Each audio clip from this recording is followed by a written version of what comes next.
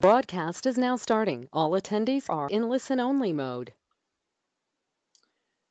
Good afternoon and welcome to the August webinar, Dibble webinar, this is Kay Reed. I'm the Executive Director, and Kathy, there we go. Thanks. So welcome to our second Wednesday webinar, Learning About Positive Youth Development, a free and fun professional course for youth professionals. And we are privileged to have Jutta Dotterweich with us, who is a Director of Training in New York State at the ACT Center for Youth Center for Excellence. So welcome, Jutta. Thank you, Kay.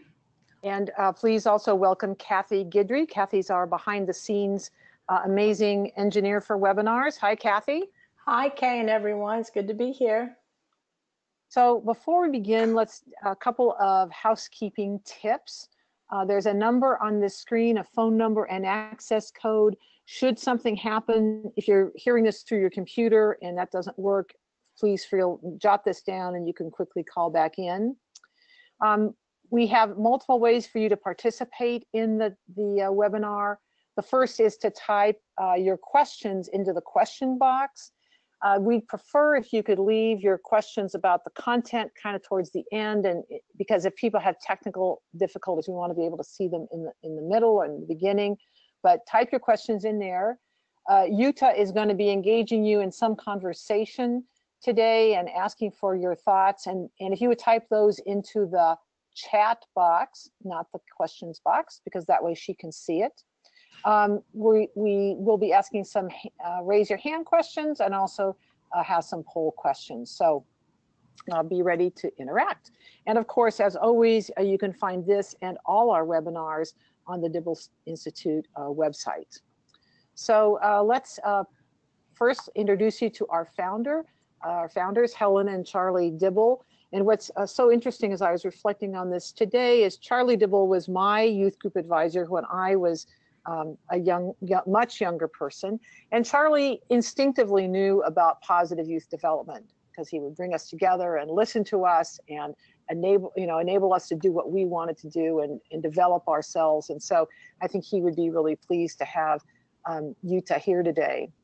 But the reason Charlie started the Dibble Institute is he started noticing how young people that he was working with, how as their families' lives shifted, their own outlooks and their own outcomes would shift. So he started to see that family formation was really critical to best outcomes for children. So he started the Dibble Institute with kind of a dream and a vision for getting research to people out in the field where they could help young people learn emotional regulation, self-regulation, and gain agency in their intimate lives.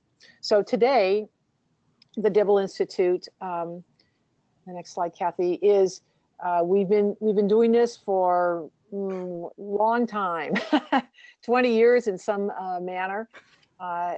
And we publish many programs, some of which are on evidence-based lists and which pull many levers. We know that relationship skills programs pull a pregnancy lever, sexual risk lever, a violence lever, a mental health lever. So we have all kinds of clients who are using these materials in all kinds of settings to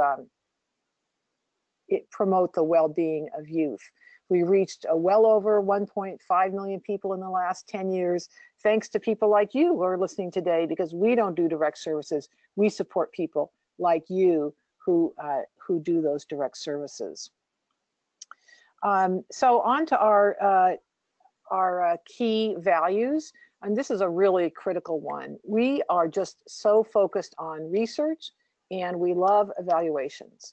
So that's really our strength, and it gives people out in the field confidence that when they use a Dibble product, they know they're using something that has a really firm foundation. It also means that as science changes, as research uncovers more, I mean, just think about eggs, they used to be evil, now they're fine, maybe they're evil, it goes back and forth as we get new data. And so same thing here in that whole social and emotional relationship space. As we find out new things, we add that to our materials. So again, people know that they're out there teaching stuff that have that are the most up to date as we possibly can. Secondly, we are big fans of stable, healthy, and safe families. Couples can do that. Single people can do that. You know, it's possible for many people to create that environment. We know, however, that, and again, based on data, most, but you know, not of course all, safe and marriages, if they're healthy, safe, and stable, with children being raised by their own biological parents, are probably the best place to raise kids. Again, safe, stable, and healthy. And of course, we applaud and think that the many, many, many single parents that are doing an amazing job every day are, you know, well, should be applauded. But we also know it's tough, and they would even admit it's tough. So we are kind of in wanting to give young people hope and confidence that they can create their own safe, stable, and healthy family unit. And then the last one, that we, of course, you know, from the very beginning, we would get questions about, well, what are you doing? You know, how do you approach GLBTQA kids? And when you're talking to young people in a classroom, you never know who's in the room. So of course, every young person deserves to be treated with respect. Every young person, you know, we're all, whoever we are, human beings in general are hardwired to connect with other human beings. So we know that relationships are important to our health, our mental health, our physical health. And we know that relationship skills programming can help make those relationships better, no matter what kind, you know, who you're having a relationship with. So, so we make sure that our materials are inclusive, and we continue to, you know, this is something we're still working on, and we'll probably work on for, you know, forever, is trying to make our programs speak to as many young people as possible. So, so you can also be assured that when you get one of our programs, we try to be as inclusive as we possibly can. So, so today, Jutta and I go way back, and I'm really thrilled that she agreed to do this today. Jutta is part of a larger, she's at Cornell, she's part of a larger infrastructure in the state of New York that helps support organizations that are doing teen pregnancy prevention and other risk avoidance programs for youth. So we're thrilled to have her today, and Jutta, it's all you. Okay, well, thank you, Kay, and I'm very excited to be here, and I'm really excited to hear that so many people are interested in this topic. So if you want to move to the next one, right? So I thought we will talk about our online positive youth development courses, but I wanted to also give you some background, and so I thought this is an agenda for today that might make a lot of sense. So I wanted to start out by talking a little bit about the Positive Youth Development Foundation, what's the theory, the research behind it, and look at some of the online resources we have, while we at the same time explore some of the key principles of youth development. And then I'll definitely will let you know on how to access the courses. And as the title says, all of the courses are online and they're free, no cost to you, and they're very easy to access. So the next slide, please.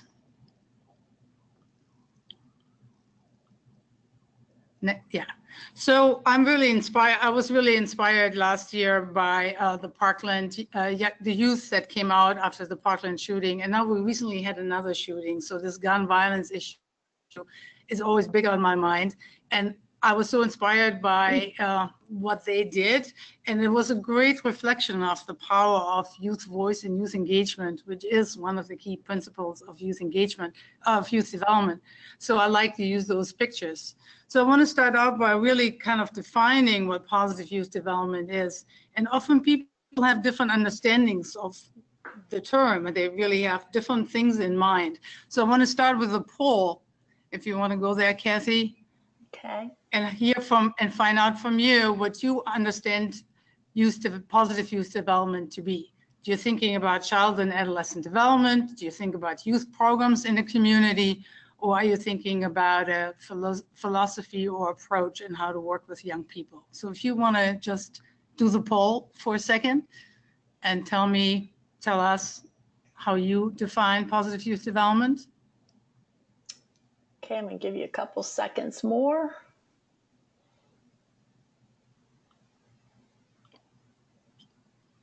Okay, so we have a lot of people voting for the philosophy approach. That's great to see, but also quite a few people checking off the child and adolescent development. Just the knowledge, you know, what's happening in childhood and adolescence and the changes that young people go through.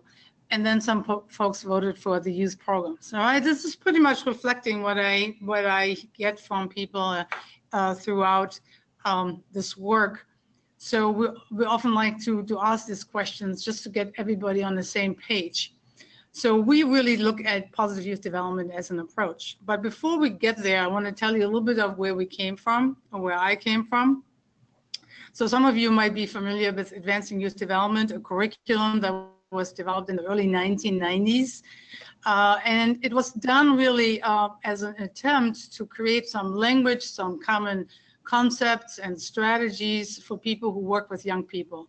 Because there is really, in the US, there is no degree of youth work, there is no degree of professional development track for youth development. Really, there are very few professional advances or professional courses available, and very few degrees available across the country.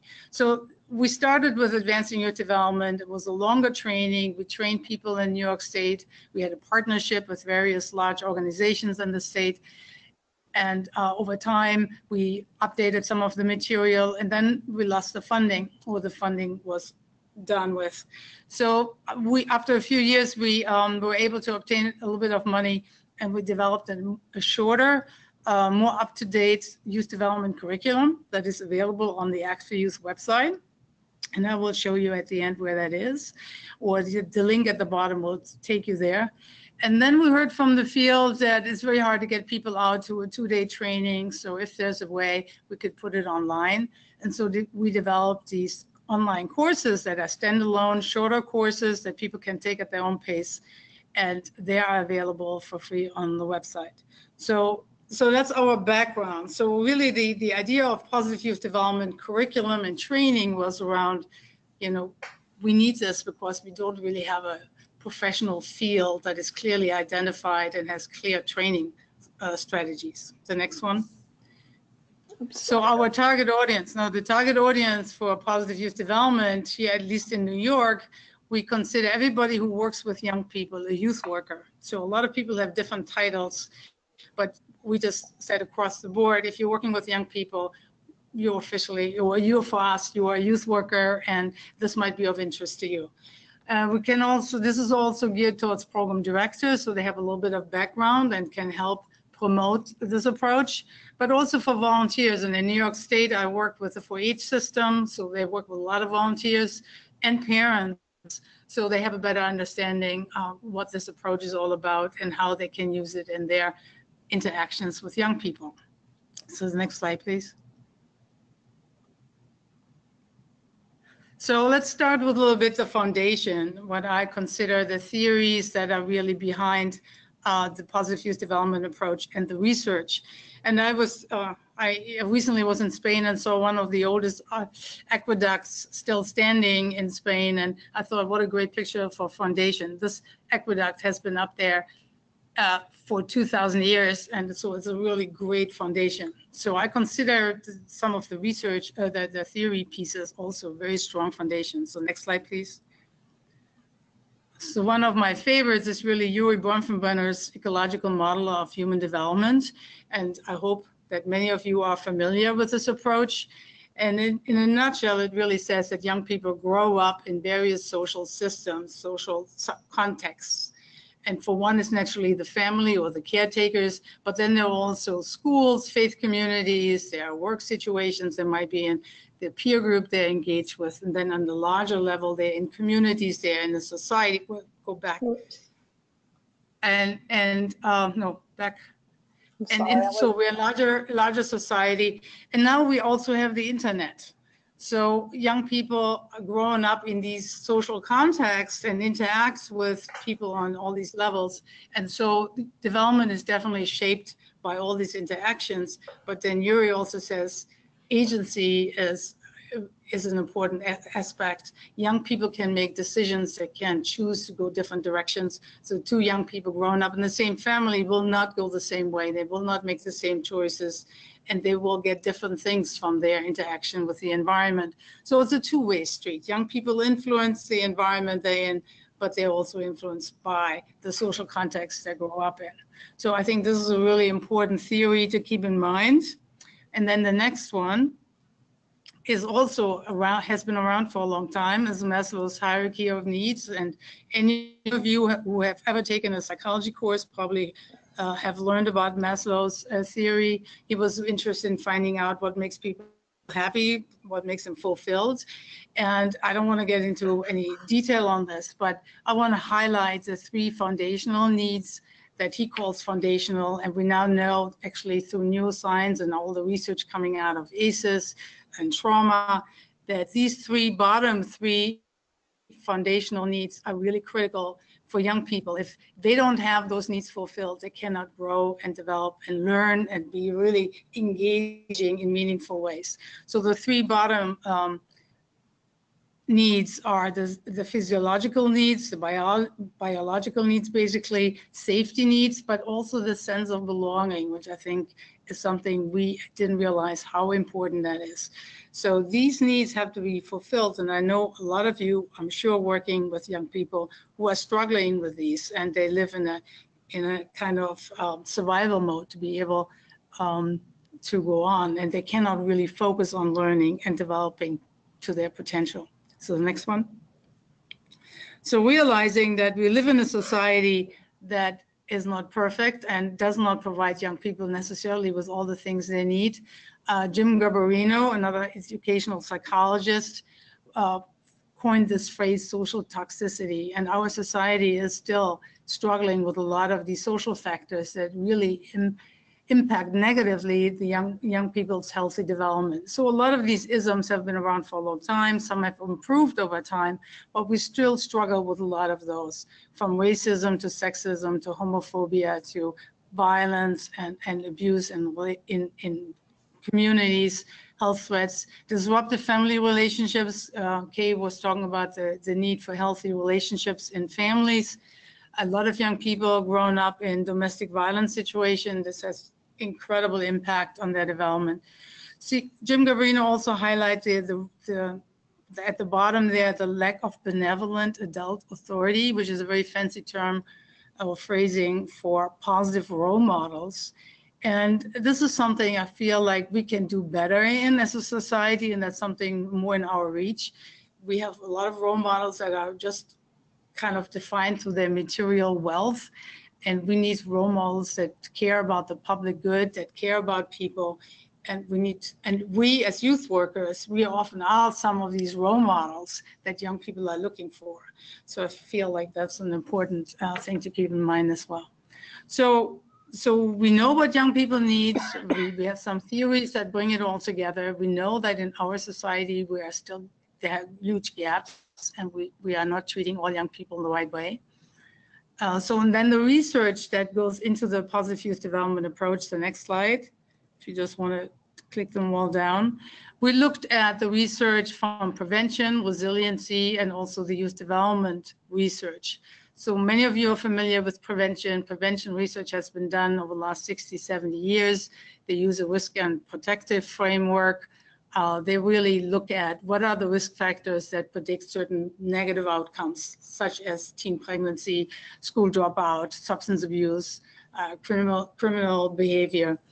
And so we learned a lot from prevention. We know a lot of the risk factors, but we also know what some of the protective factors are, the kind of things that kind of buffer the influence of these risk factors. And then with resiliency, we learned a lot more about the protective factors. Resiliency also looked at risk and protective factors, but they really, over their long-term studies, the longitudinal studies that they have been doing, they really learned more about what are the protective factors that kind of help people bounce back from adversity. And they identified some internal ones, such as like having good social skills, being very outgoing, having purpose in life, having goals in your life, to like external ones, such as having a caring adult in your life, if it's a family member, or it could be a neighbor, a coach, or somebody else in your life. So we learned a lot from resiliency that we integrated into the youth development approach, and has been very instrumental in moving forward also the field of thriving. The youth development research, mostly driven by the Surge Institute in Minneapolis, really looked at the predicting thriving, promoting thriving, and they didn't care as much about the risk factors and negative behavior. They really shifted the whole focus onto like positive outcomes and what does it take for young people to do well. And they used all the research from prevention and resiliency to kind of develop their model. And some of you might be still familiar with the 40 developmental assets. When I started in youth development in New York State many years ago, the Surge Institute was very much discussed, and a lot of communities have done their survey and tried to figure out what's the status of developmental assets for young people in our community and what can we do to increase that. So all of those resources or research pieces have gone into, I think, the youth development approach. Next slide. And so this is how we define positive youth development. It's a very big picture approach, and it really looks at what guides or what philosophy guides communities in a way that they organize their programs, supports, and opportunities so that young people can develop to their full potential. So it's bringing all this, like when I mentioned initially, how do you define positive youth development? It looks at what young people need, what developmentally they need, what kind of services, what kind of how do we meet their needs? These are the services, and what kind of supports do they need to really thrive and develop all the skills and values and attitudes they need to be a productive adult. And so that all comes together in this definition. So we want to look at all of those, and we identified some positive, key principles. For one is that the focus is on building positive outcomes. We don't want to focus so much on fixing negative things and fixing on negatives and deficits. We want to build positive outcomes. And we're doing this by using a positive approach, a strength-based approach. And we'll talk a little bit more about this, what that means. We also want to get young people involved in this approach. We want to hear what they have to say, want to bring their perspective in and bring them to the table as a partner. And we call that the youth voice and engagement piece. And then we realize that young people need supports and opportunities throughout their development. So they have to be appropriate to their age. If like a 12-year-old has different needs than a 16-year-old, we have to be there for the long term. Short-term fixes don't really work that well for adolescence, goes on for a long period of time. And we want to reach out to young people with approaches that are universal, that are inclusive, and not highlight or target certain groups in particular. So, and now we have research that actually shows that universal approaches are really most beneficial for high-risk young people or kids with the highest needs. And all this means that one program alone cannot do it, one parent alone cannot do it. So we all in the community, we have contributions to make, and we have to work at it together and in a collaborative way. And this is reflecting also what Yuri Bronfenbrenner is saying when he talks about the ecological model of human development. So it's really a community effort. Next slide, please.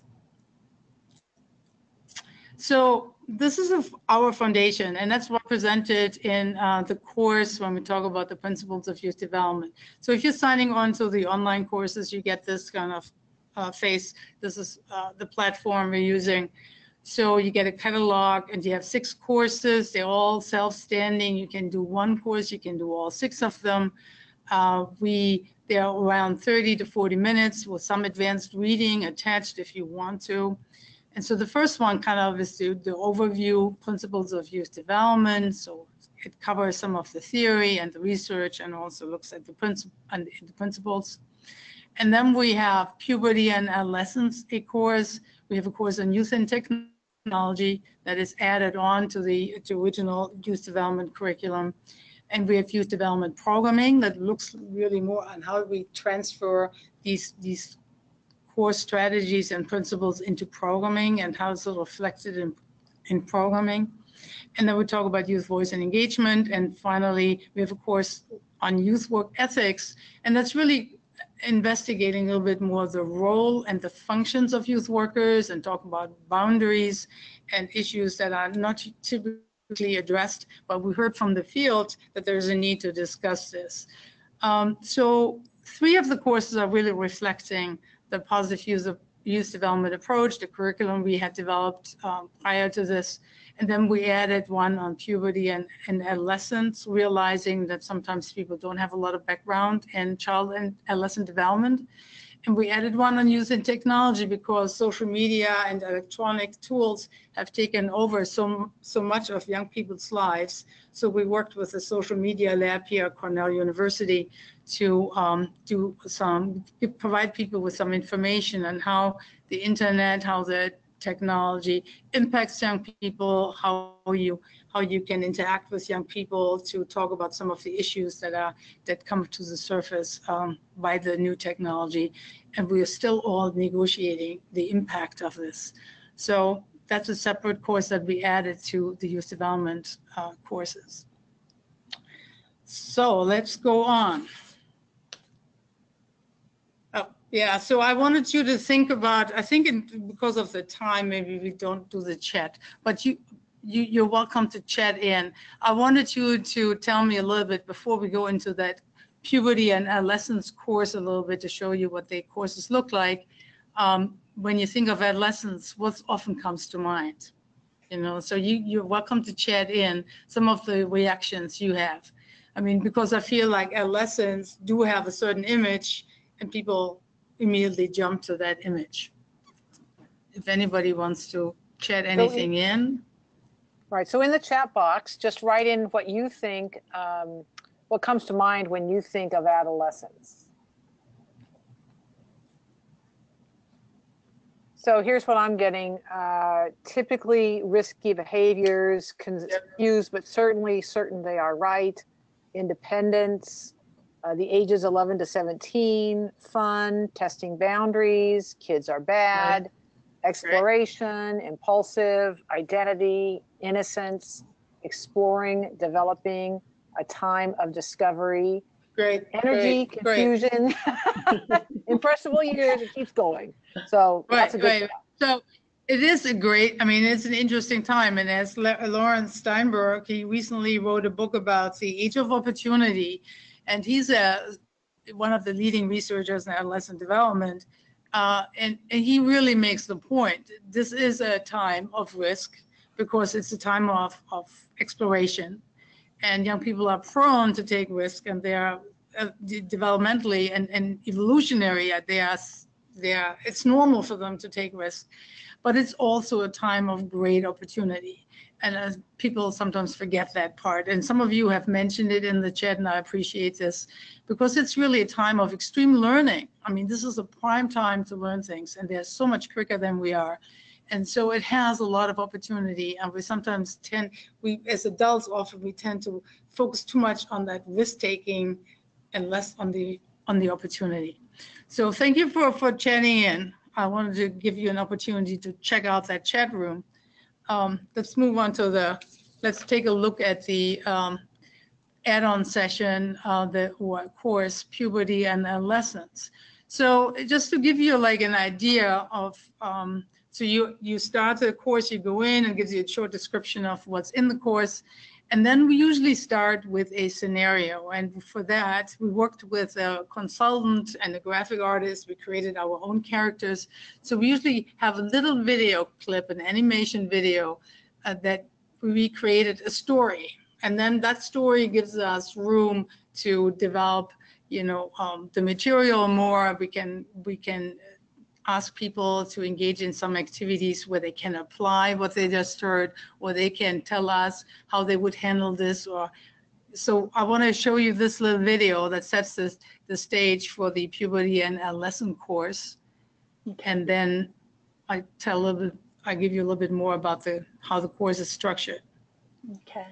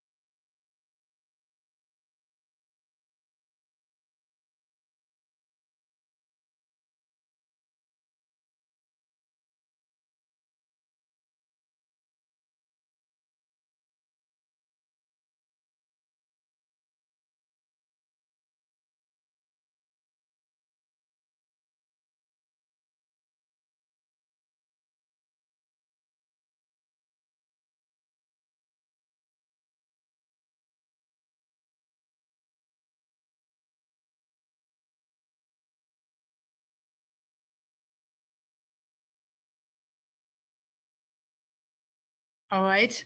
So if you can go back to the slide, Kathy. Give me a minute. Yeah, there you go.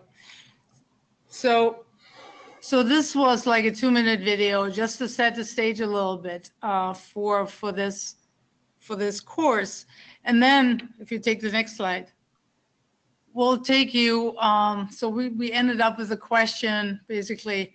And so we'll take you through some activities, and they are like little quizzes, or they click on activities, they drag and drop activities, reflection questions, where we go through puberty a little bit, what it means if they're early developers, some of the gender identity questions that might pop up. And we give you, we go through various scenarios and activities with you, and then we sum it up at the end, where we also provide you with our take on things. So there's another video in there that talks about brain development, because this recently has put this whole development, adolescent development, in a different light.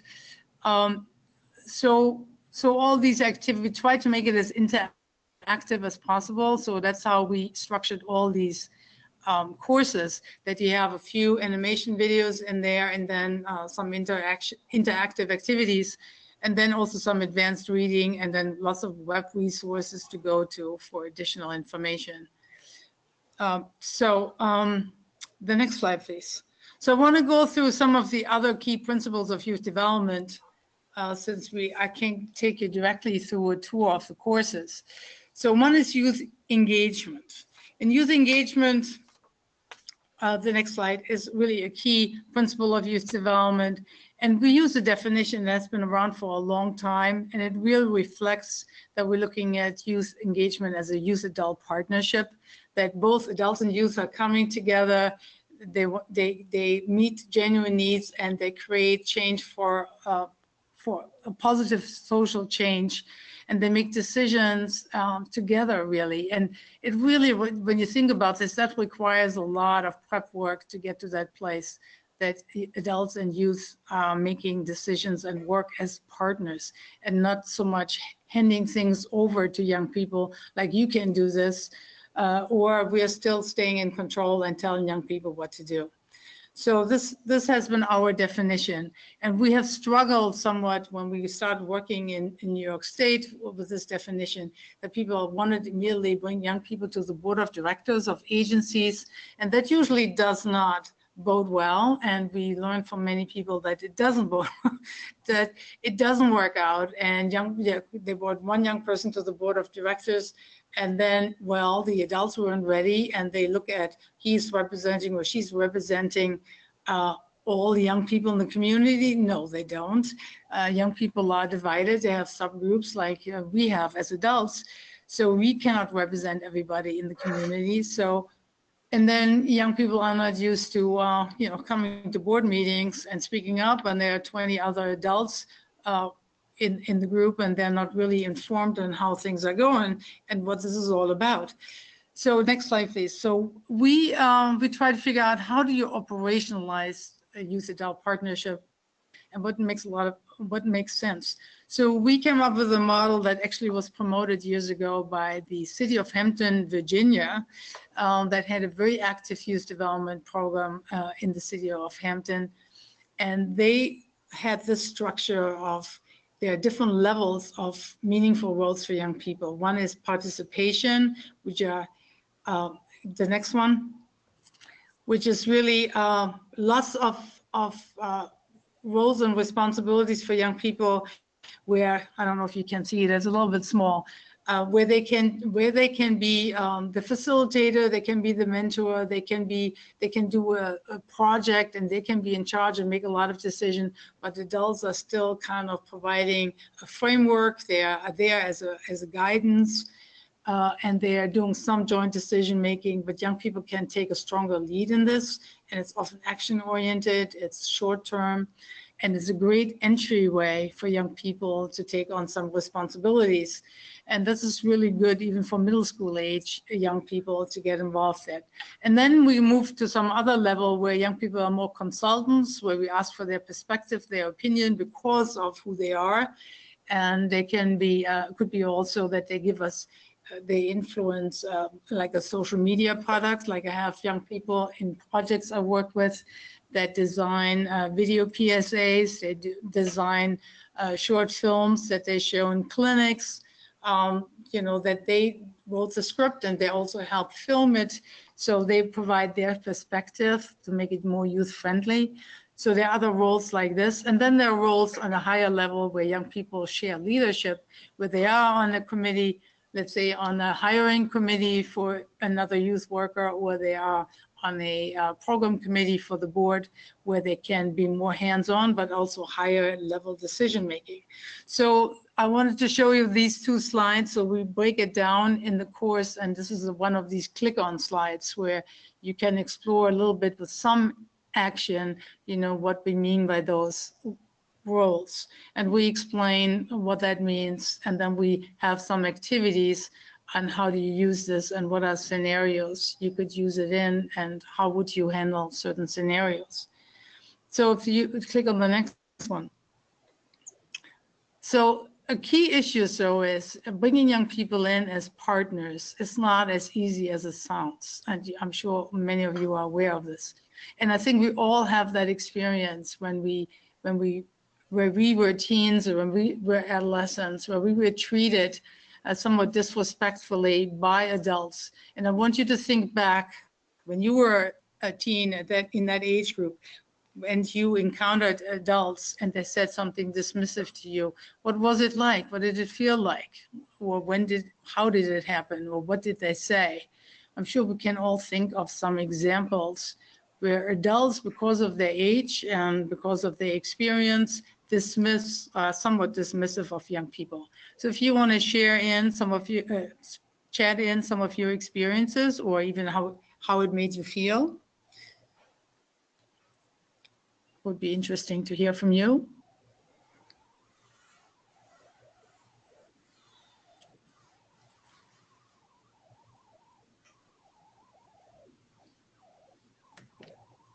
Okay, do we have any chat-ins? Let's see. I'm too sensitive and need to toughen up. Made me feel insecure and depressed. Right. I'm not smart enough. Hurt and insecure. I'd become nothing in life. Right. You don't know any better. The things Right. people are chatting in. Yeah.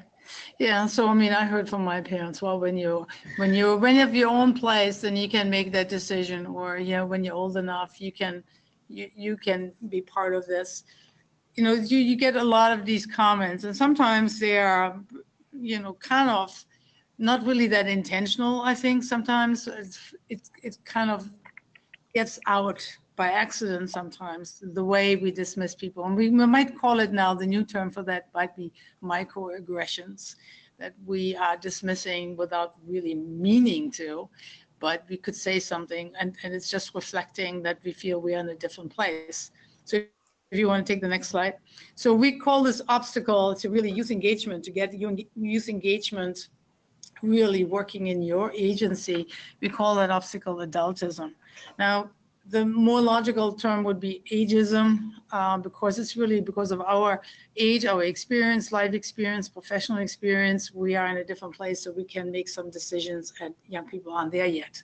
Sure, they are not on the same level, but they do have things they can contribute, and they have perspectives, and they can think about things. But so this kind of adultist attitude comes through in many subtle ways, and we have some activity in there and another scenario where we play things out, and that often when you do youth programming, it can come through. And so we have some discussion on the course about this. So the next one, please. So it's really about preparing adults and youth. I'm not saying that young people don't need to be prepared to work in youth-adult partnerships, but I think for most adults, the main message is we have to work with the adults to get there, to have young people accepted as an equitable partner. So preparing adults, I think, will take some work, and it takes work in the organization as well to get the organizational buy-in for this. So we have some resources that focus on that. So I have another poll for you. So that's from a self-assessment tool that's available on the website in that course. But I want you to fill this out and let me know how you feel about this. So think about your own program or your own agency and respond to the statements. The idea of engaging youth in decision-making is exciting. Youth have the right to be heard on matters that impact them. The idea of engaging youth makes me nervous, or of engaging them in decision-making makes me nervous. Our agency regularly asks input of young people. So if you want to fill this out, what rings true for you, for your agency, it would be great to see where you guys are. I'm going to give you a couple more seconds here to fill it out before I close out the poll.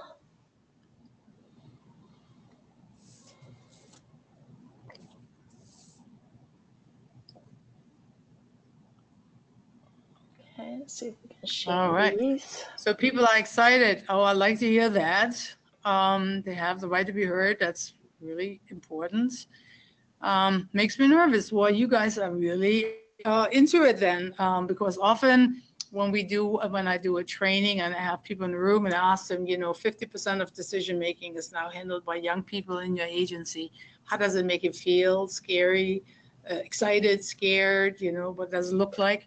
I get a lot more scared because it's often about control, right? Who's in control? And we're worried about this, that they might not be ready to make these decisions. So you guys are leaning really strongly already in favor of having young people involved. That's really great to see. So thank you for doing that. That's really encouraging. So the next slide. So we have resources on there, what you can do to bring organizations and your administrators potentially to support this. And one of the resources I just want to highlight briefly is from the extension system in Wisconsin. Shep Zeldin, who has done a lot of work on youth-adult partnerships and has researched this and written many articles on this, and we have collaborated with him over the years. He did this manual on being YAP savvy, youth-adult partnership resources, and it's kind of a little handbook on if you want to bring youth voice into your agency and have young people really have some meaningful roles in your agency. Where are we? Are we ready for this? How do my coworkers feel, my administrators? What else do I have to do to get there? How do we create some change if we need to create change? So it gives you some hands-on material and some tools. And there are some other tools on youth-adult partnership assessments as well on the website or in the course. Okay, moving on, since we are, here's another chat-in. So another really key principle is building positive outcomes, not being fixated on negative, on deficits. We really want to look at how do we build the outcomes we want to see in young people, positive outcomes we want to see in young people. So what kind of positive outcomes would you like to see in the young people you're working with? Just chat it in. What kind of things are you looking for? Or what do you... So this is in the question, so everybody, this is in the questions box. And I think most of you know where that is. Thanks, Jutta, for letting me interrupt. Okay. So yeah, let's Okay, hear. confidence. Right, good. More confidence. Communication. Confidence is good. Yeah. Communication, Skills. employment consistency, thinking for themselves, discovering Right, their great. passions, interests, sparks, leadership, Oh, we have long-term sparks in there. relationships, safe and Okay. healthy relationships, Great. empowerment, problem solving, kindness, resilience, good decision-making Right. skills, growth and independence. Oh my gosh, civic engagement, Great, more yeah. engagement. I All mean, right. on and on. You guys are great. Resilience, Great. compassion, growth, self-esteem. Right, great. So take the next one. We used, we build on Richard Lerner's work at Tufts. The next slide. We used the 6 C's. It's an expansion of what Karen Pittman phrased a while ago and what Richard Lerner did. So we're looking at competence. Competence covers a lot of stuff from social emotional competence, cognitive, no, don't go there yet. So lots of different competencies, civic competencies, like work skills, that kind of stuff. To confidence you get if you are getting good at something and you get rewarded for that, and when you find out that you're doing something good. Caring, connection. We are social human beings. We need to be connected, and we learn from our connections. Making contributions, giving back, and character. So certain values that we want to instill in young people. So we're working with the 6 C's as a model, because there are lots of different models out there on positive outcomes. And we also, the next slide. So we work with you in the course. We'll explore this more and how can you build those. So we're using a strength-based approach, and that's been approached by many people. What is a strength-based approach, and there's really not like a clear definition out there. The best I could find was really from Dennis Dalibi from a social work perspective. But it's building on resiliency research that we know that everybody has resiliencies, everybody has strengths, but sometimes we are not aware of them. We don't have them tapped, we don't recognize them. But we know from the social work field, from the helping professions, that people have to be active part in the process. And I think resiliencies and building on those untapped at times strengths they have makes them active partner in the process. Otherwise, we're doing things for them or to them, and that's not what we want to do. We want them to be an active partner. So that's really what we want to reflect in our youth work as well.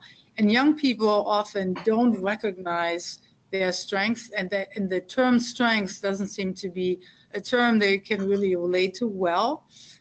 So we went, and I heard somebody chatted in before, we use sparks as a way, the next slide, to get to this. So we have in the course various methods on how to figure out what young people's strengths or sparks are.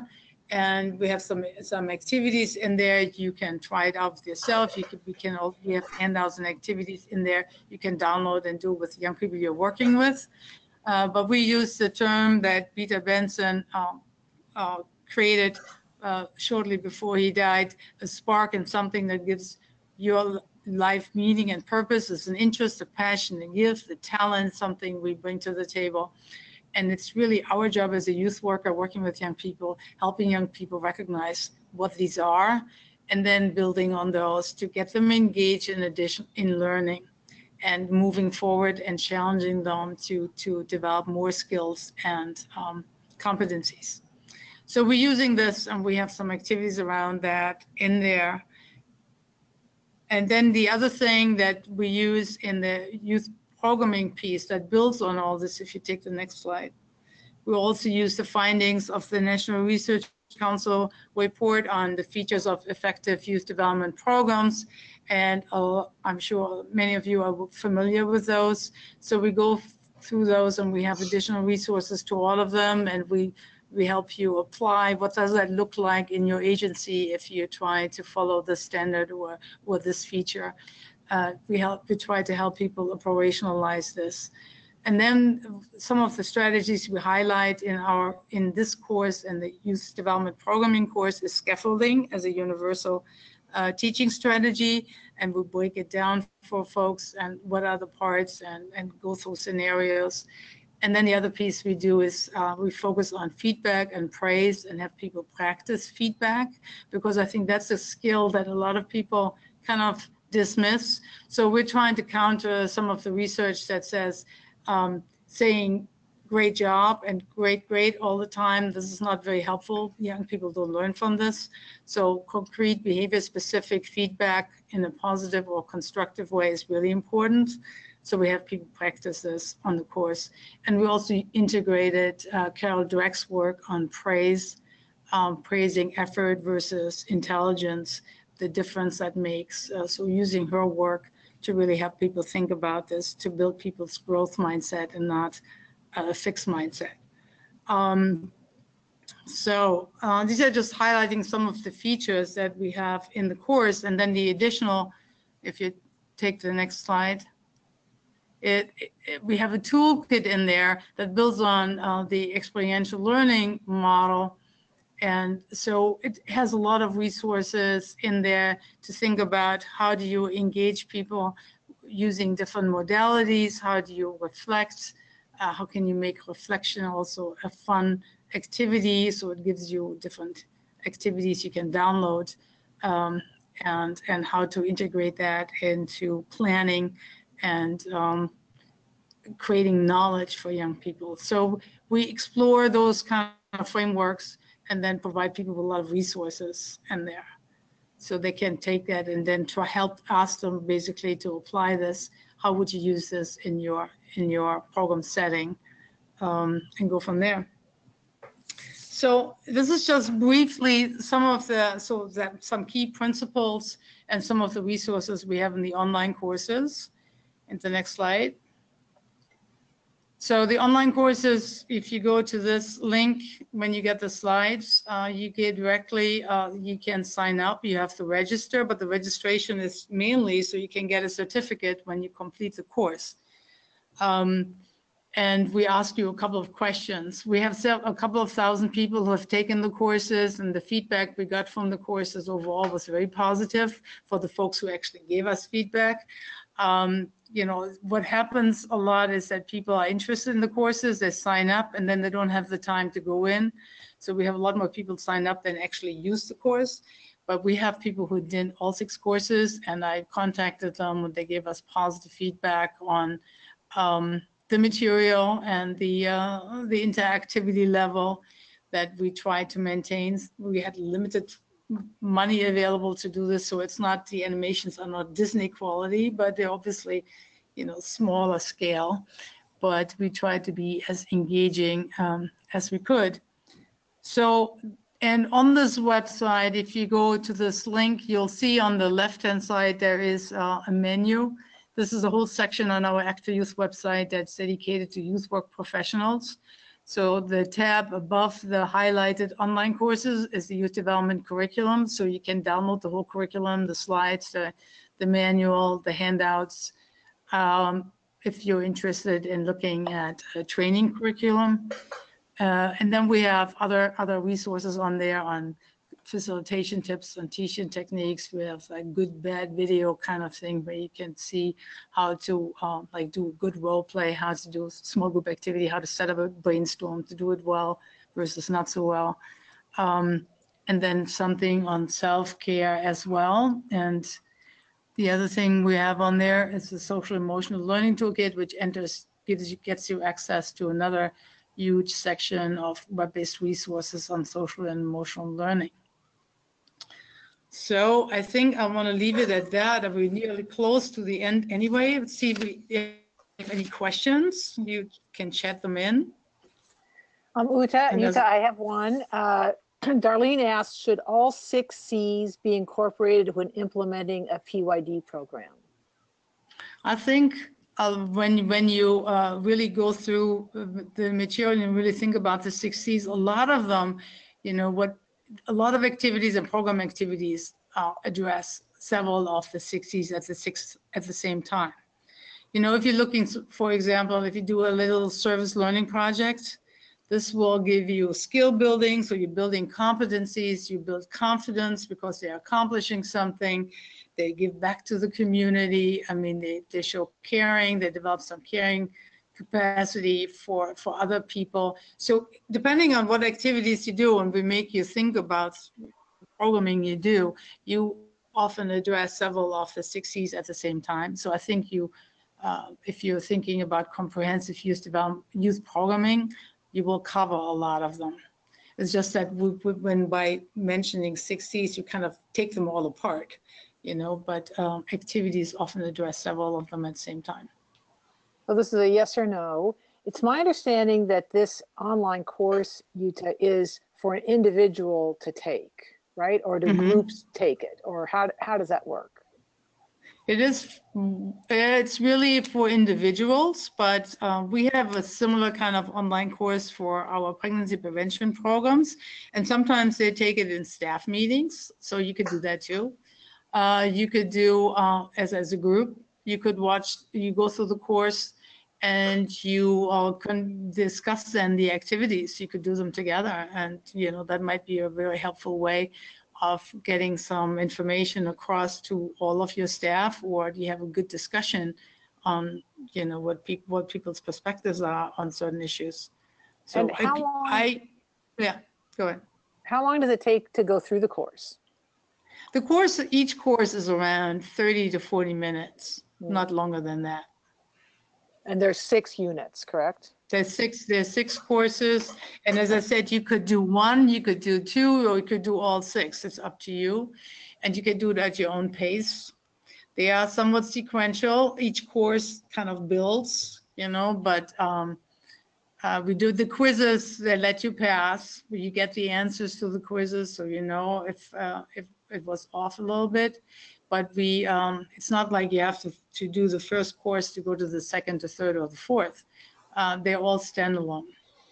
Okay, good. Well, thank you so much, Jutta, for being our guest today. And thank you to everyone who attended. I think we have a lot of new people who haven't been to our webinars before.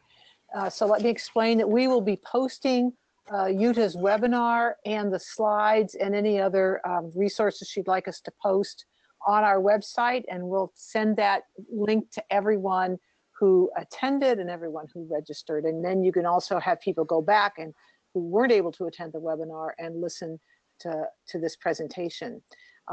Our 2 emails, Kathy's and mine, please feel free to contact us. If you have any other questions, then stay in touch in the normal ways. Like I think a lot of you are new to us.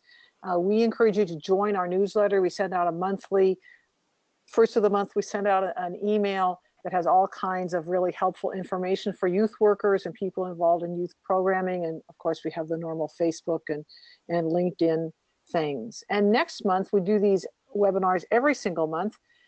We're going to have a panel of organizations who are using relationship education, working with high needs youth, meet them where they are, building protective factors for the future. So building on this positive youth development model, but in the context of relationship skills education.